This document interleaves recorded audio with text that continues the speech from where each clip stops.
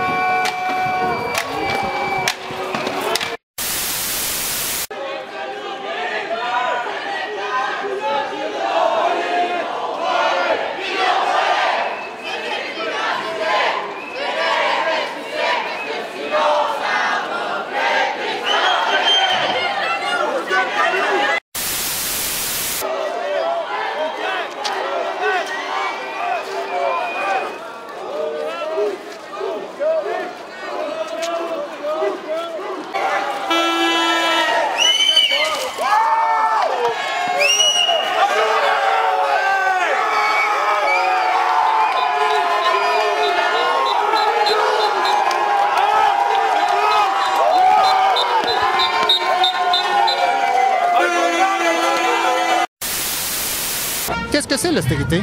L'austérité, dans le fond, c'est que tout augmente. Je sais pas, je vais être honnête, je pourrais pas mettre une définition en quelques mots là-dessus. Vous savez pas c'est quoi l'austérité, mais vous manifestez contre l'austérité. Ouais. Ouais. Mais l'austérité, c'est pas l'inflation. Oui. C'est la même chose? À peu près, là. Donc, l'austérité, c'est un synonyme de l'inflation? Oui. OK. Je crois. Tu dis pas en économie? Non. OK. Appelez-moi le mot austérité. A-U-S-T, E accent grave, R-I-T-E accent grave. Des accents graves? Austérité, oui, accent grave. Austérité. Austérité. Ça, c'est accent. Ben, des I, là. A-U-S-T R-I... non. R-I-T-E. Austérité. Austérité. Austérité, ouais. Non, Hey, on pas bien? Qui est le ministre de l'Éducation? Je sais pas. Là, tu me dis que tu viens passer un message au ministre de l'Éducation, puis tu sais pas c'est qui? J'ai oublié son nom. Qui est le ministre de l'Éducation? Lucien Bouchard. Qui est le ministre de l'Éducation? Il est là. Tu veux bien le savoir? Tu sais pas, il est là. Son prénom, Qui est le ministre de l'Éducation au Québec? Ministre de l'Éducation au Québec, ben là, actuellement, c'était l'autre. Actuellement, c'était l'autre. Ben, c'était celui qui a démissionné. Avant, mais là, actuellement, je sais pas c'est qui. Alors, qui était ministre de l'Éducation en 2012 lors de la dernière crise étudiante? Lynn Beauchesne. Pardon? Lynn Beauchesne. Lynn Beauchesne. Beauchesne, ouais. Géographie. Nommez-moi un pays d'Afrique. L'Irak? Histoire. Parce que toi, tu vas enseigner l'histoire à tes jeunes, là. Ouais. L'histoire du Québec. OK. Donc, en quelle année Montréal a été fondée? En 1760? 1760? Peut-être avant ça. Là. 59? Ouais. Qui a fondé la ville de Montréal? Cartier. Ben oui. Qui a fondé Montréal? Ben, moi, j'ai dans la tête Jean Talon. Je sais pas pourquoi. C'est sûrement pas ça, mais je vais dire Jean Talon. OK. Ça, non, c'est une rue plus au sud que Jean Talon. Ouais. Qui a fondé Montréal? Les religieux. Je sais pas c'est quel couvent, mais je sais que c'est des religieux. Que veut dire la lettre A dans UQAM? Université. 10 de 90 000, c'est? 80 000? Non, je sais pas. Je suis pas bonne en maths, j'ai pas de cours de maths au cégep. 10 de 100 000. 1000? Vous étudiez en quoi, vous? Administration. Administration. Puis la dette du Québec, c'est? Je sais pas. 500 000 milliards, on va dire ça. 500 000 milliards. Environ. 10 milliards? 10 milliards? On peut dire ça? 210 milliards. Je suis pas sûre, ça. Pas sûr? Moi, à te voir calculer tantôt, je me fierais plus sur mes sources que les tiennes. Qui est le premier ministre du Québec? Ah. Ça, c'est une bonne, hein? C'est... Ah.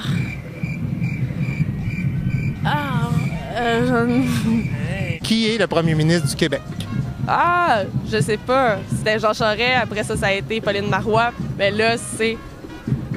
J'ai sa barbe blanche, poivre et sel en tête. Mais... Père Noël? Non. OK. Qui est le premier ministre du Québec? Ou François Couillard. Philippe Couillard. Oh mon Dieu! Si la grève se poursuit cet été, au lieu d'être en vacances, les étudiants vont devoir étudier. Appelez-moi le mot étudier. Accent aigu, D-I-D-U-I, accent aigu, S. Appelez-moi le mot étudier. Ils vont devoir étudier. Ben, E-T-U-D-I-A-R. Puis le « et », c'est un accent grave ou un accent aigu? Un accent grave? Étudier. C'est ça. Merci. C'est accent aigu. Accent aigu, non. C'est Ah ouais. accent grave. C'est accent aigu. Moi, je pense que c'est accent grave. Ça, ils vous montrent ça à Québec peut-être, là, mais à Montréal, on dit accent aigu. Vous n'avez pas rapport. Tu retournes à l'école demain, hein? Ouais. Promis? Ben demain, il y a le congé de Pâques. Ah, bon, c'est ça. Mardi prochain. Ah ouais, salut. Chaque déficit va sur la dette. Ça nous coûte 30 millions par jour de paiement d'intérêt sur la dette. Ça, c'est de l'argent qui ne va pas dans nos universités, dans nos écoles, dans nos hôpitaux. Il faut qu'on prenne ça en main, il faut qu'on prenne le contrôle de ça et surtout qu'on ait des budgets équilibrés, surtout lorsqu'il n'y a pas de grande récession. Parce que le prochain choc, parce qu'il y aura un prochain choc de l'économie mondiale dans quelques années, il faut qu'on ait la marge de manœuvre à ce moment-là pour y répondre. Actuellement, on est presque menotté par notre situation financière, mais là, on doit également poser des gestes, continuer de poser des gestes pour le développement et la prospérité. Écoutez, on va commencer avec le dossier de l'heure, de la semaine, du mois, de l'année, de la décennie, l'histoire de la prière au conseil municipal. Donc, mercredi dernier, la Cour suprême qui tranchait donc contre la prière. Donc, maintenant, on doit la retirer. Je pense que vous avez été très surpris par la décision de la Cour suprême. Donc, vous attendiez à ce que ça passe. C'était quoi les éléments qui rendaient ça le plus surprenant, disons? Je vais vous dire... J'ai d'abord, effectivement, quand tu perds, tu es toujours surpris, tu t'attends de gagner, surtout quand on avait gagné en cour d'appel unanimement. Mm-hmm. Alors, c'était une vraie surprise, sauf que tout de suite après le jugement, là, toutes les tribunes du Canada m'ont demandé, là, en anglais, en français, c'était partout. Puis là, j'aurais passé un mois là-dessus. Alors, j'ai décidé de faire une conférence de presse, de donner mon point de vue. Puis après ça, là, je suis retourné à la ville. Bien, j'étais à la ville, mais je veux dire, là, moi, là, il y a des nids de poules dans les rues. Il faut faire le ménage de la ville. Je ne peux pas passer mon temps sur les tribunes partout. Alors là, j'ai dit, c'est terminé. Puis je l'ai annoncé à ma conférence de presse. Je vous posez toutes les questions que vous voulez, là, parce qu'après, c'est terminé. Le jugement de la Cour suprême vient de sortir. On en connaît les grandes lignes, mais il y a une chose qui est très claire. Il n'y aura plus de récitation de la prière, qu'elle soit catholique, qu'elle soit d'une autre confession, avant un conseil municipal au Québec. Québec solidaire se réjouit de ce jugement. Il était très attendu. Il met fin à une très longue saga et je dirais, sans trop de jeu de mots, à une sorte de croisade du maire Jean Tremblay.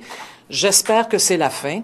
J'espère que tout le Québec et tous les élus municipaux, provinciaux, fédéraux auront compris au Québec et partout au Canada, que la façon de respecter la liberté de conscience et de religion de nos concitoyennes et concitoyens, c'est que nos instances publiques soient exemptes de toute forme de religion ou de prière. Je veux resituer le terrorisme dans l'ensemble des problématiques auxquelles nous sommes confrontés aujourd'hui et indiquer qu'il s'agit là juste d'une agression caractérisée, absolument incontestable, mais qui doit demeurer ce qu'elle est, une agression. Le terrorisme à son absolu. Et il n'est pas question d'essayer d'en percevoir une rationalité, une logique, comprendre les stratégies de façon à les déjouer, les anticiper, mais ne pas entrer dans un mode de raisonnement qui nous est totalement étranger et que nous devons continuer à considérer comme nous étant totalement étrangers. Et il concerne l'humanité tout entière. Il concerne l'humanité tout entière parce que parfois nous avons tendance, nous, à céder, soit par ignorance, soit par inadvertance, nous avons tendance à céder à la tentation qui consiste à penser qu'il y a des blocs dans le monde et qu'il y a des blocs qui ne sont pas transversaux, mais dans une relation hiérarchique, dans une relation de verticalité. Et je crois qu'il nous faut rompre avec ce mode de pensée, notamment maintenant, et ici peut-être particulièrement dans ce laboratoire de cyberjustice, en tout cas dans cette maîtrise du numérique, savoir qu'aujourd'hui, nous avons connaissance du monde, de l'état du monde. Nous savons ce qui s'est passé dans le monde, ce qui se passe aujourd'hui dans le monde, y compris dans le village le plus reculé. Il y a donc un effort à faire en termes de raisonnement et de pensée pour nous penser comme le monde, nous penser dans le monde et penser le monde dans ce que nous sommes et dans ce que nous vivons.